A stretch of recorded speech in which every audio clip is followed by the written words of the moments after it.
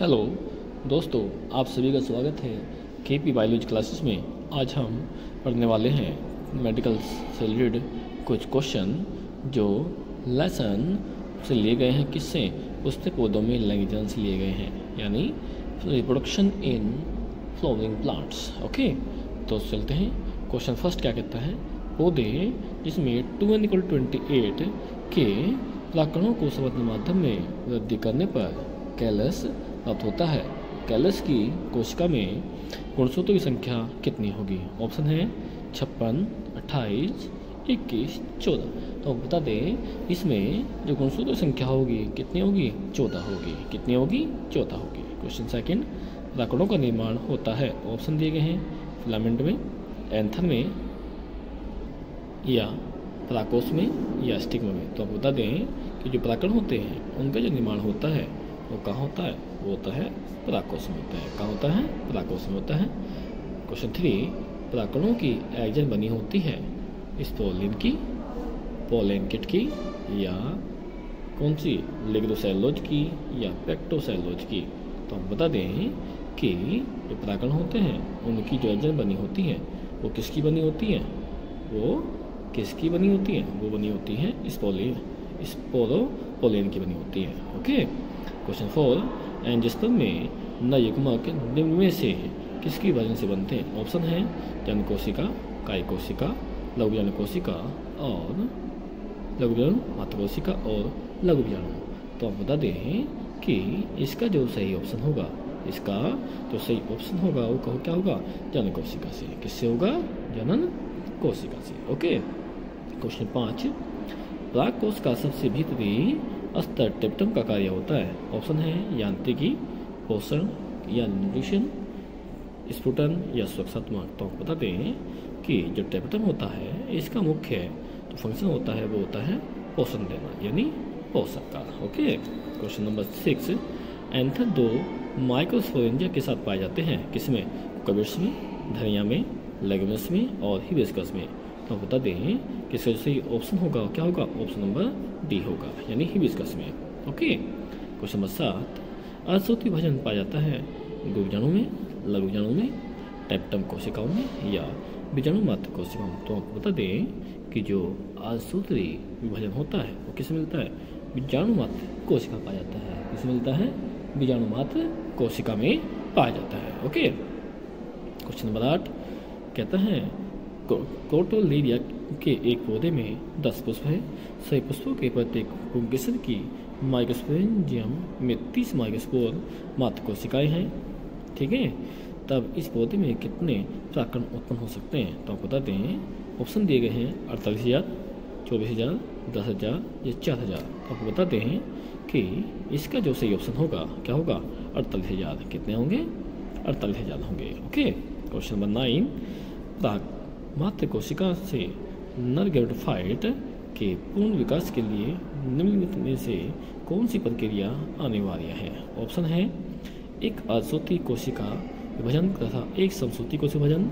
दूसरा ऑप्शन 2 अर्धसूत्रीय कोशिका विभाजन तथा एक समसूत्रीय कोशिका विभाजन। तीसरा एक अर्धसूत्रीय तथा 2 समसूत्रीय विभाजन, 2 समसूत्रीय कोशिका विभाजन। तो हम आपको बता दें जैसे जो सही ऑप्शन होगा वो होगा क्या? एक अर्धसूत्रीय तथा 2 समसूत्रीय विभाजन होते हैं। ओके। क्वेश्चन नंबर 10 क्या कहता है? अगुणितों को प्राप्त कर सकते हैं तनाशीर से, मोलशीर से, परागकणों से या भ्रूण से। तो आप बता दें कि जो इसका सही ऑप्शन होगा, सही ऑप्शन जो होगा वो क्या होगा? परागकणों से। किससे? परागकणों से। क्वेश्चन नंबर 11, यूविस्ट बॉडी पाई जाती है यानी उपस्थित होती है इसमें? परागकणों में, परागनलिकाओं में, टेप्टम में या माइक्रोस्पोर में। तो बता दें जो उसका सही ऑप्शन होगा, यानी यूविस्ट बॉडी जो पाई जाएगी वो किस पाई जाएगी? टेप्टम पाई जाती है। किसे मिलती है? टेप्टम में पाई जाती है। ओके। क्वेश्चन नंबर 12, निम्नलिखित में से कौन एक कैलस भित्ति द्वारा घिरा रहता है? ऑप्शन है नरयुग्मक, अंड, परागकण या लघु बीजाणु मात्र कोशिका। तो बता दें कि इसका जो सही ऑप्शन होगा वो होगा लघु बीजाणु मात्र कोशिका। क्या होगा? लघु बीजाणु मात्र कोशिका होगा। ओके। क्वेश्चन 13 आवत बीजियों में कभी कभी परागकण भ्रूण कोश को प्रभावित करते हैं। ये कहलाती है नियमित परिकल्पना, मीजोगेमी, जीनिया या मेटाजीनिया। तो बता दें, तो इसे जो कहते हैं, इसे जो कहा जाता है, क्या जाते हैं, इसे कहते हैं जीनिया कहते हैं। क्या कहते हैं?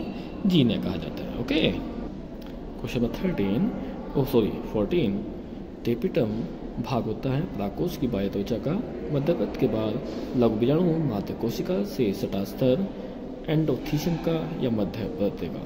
बता दें, जो टेपिटम विभाग होता है किसका होता है? मध्यपथ के बाद लघु बीजाणु मात्र कोशिका से सटे स्तर का। ओके, अगला क्वेश्चन है क्वेश्चन नंबर 15। यदि स्पोरेंजियम का विकास एक कोशिका से होता है, जब वह कहलाती है। ऑप्शन है हिटोस्पोरेंजिएट, लेप्टोस्पोरेंजिएट, होमोस्पोरेंजिएट या यूस्पोरेंजिएट। तो बता दें, इसका सही जो ऑप्शन माना जाएगा क्वेश्चन नंबर 15 का क्या होगा? ऑप्शन नंबर बी माना जाएगा, यानी लेप्टोस्पोरेंजिएट। Okay, question number 16।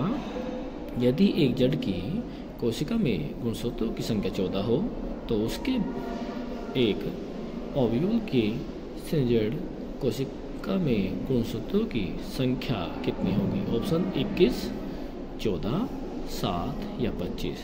आप बता दें कि जो उसका ऑप्शन होगा, इसका ऑप्शन नंबर सी होगा, यानी 7 होगी। Okay, question number 17। पादप संरचनाओं में निम्नलिखित में से किस एक में गुणसूत्रों की संख्या अगणित होती है?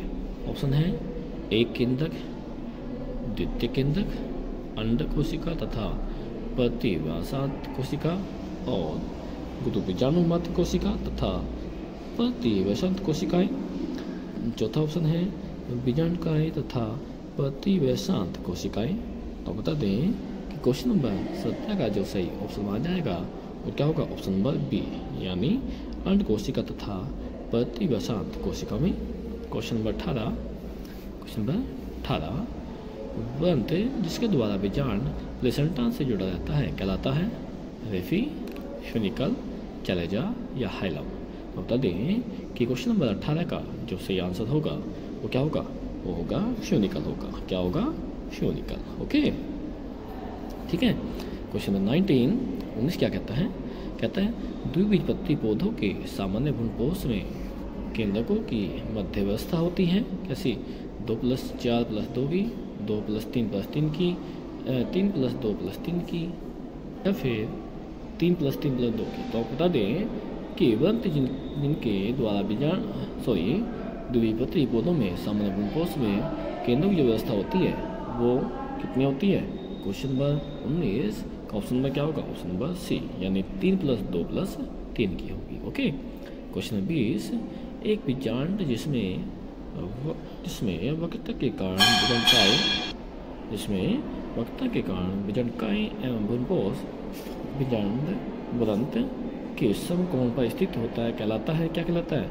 ऑर्थोट्रोपस या हेमिटोपस, कैमाइलोट्रोपस या एनाटोपस। तो इसका ऑप्शन नंबर क्या होगा? ऑप्शन नंबर क्या माना जाएगा? 20 का ऑप्शन नंबर होता है बी होता है। क्या होता है? बी। क्वेश्चन नंबर 21 क्या कहता है? जब बीजांड मुड़ा हुआ हो और भ्रूणपोष घोड़े की नाल की आकृति से मुड़ा हुआ होता है तो बीजांड कहते हैं कैसा? कैम्पाइलोट्रोपस, ऑर्थोट्रोपस, सेसिनोट्रोपस या एम्फिटोपस। तो आप बता दें कि जो उसका क्वेश्चन नंबर 21 का सही आंसर होगा वो होगा एम्फिटोपस। ओके, क्या होगा?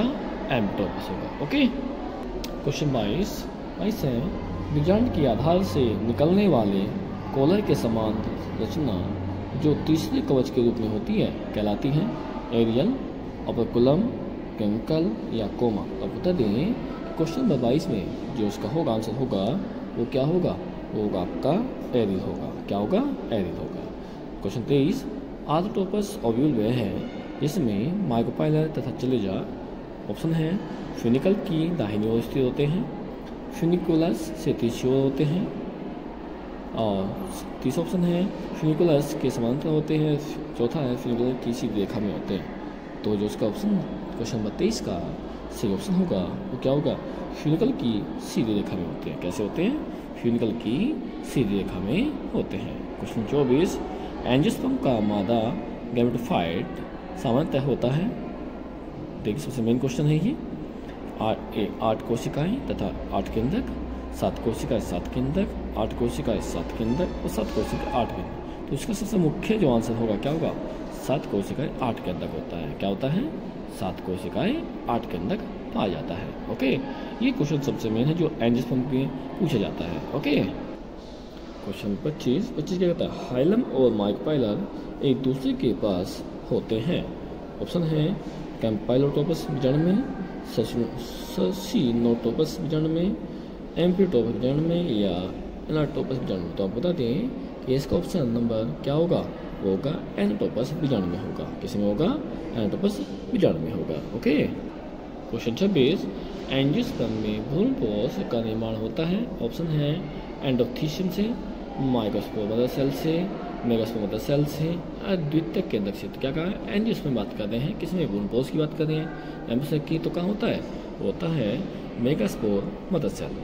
तो दोस्तों ये थे कुछ क्वेश्चन आपके पास में, जो क्वेश्चन 1 से 26 तक आपको बताए गए हैं। किससे आपके, कि जो पुष्प पौधे हैं उनमें जो जनन होता है उससे संबंधित कुछ क्वेश्चन थे, जो सबसे मेन है जो मेडिकल लाइन है, और अदर जो कॉम्पिटिटिव यानी जो परीक्षाएं होती हैं उनमें पूछे जाने वाले महत्वपूर्ण क्वेश्चन हैं। आशा है कि आपको ये क्वेश्चन समझ में आए होंगे। आगे की बचे हुए क्वेश्चन को देखने के लिए चैनल को सब्सक्राइब करें और वीडियो को लाइक एंड शेयर करें। ओके।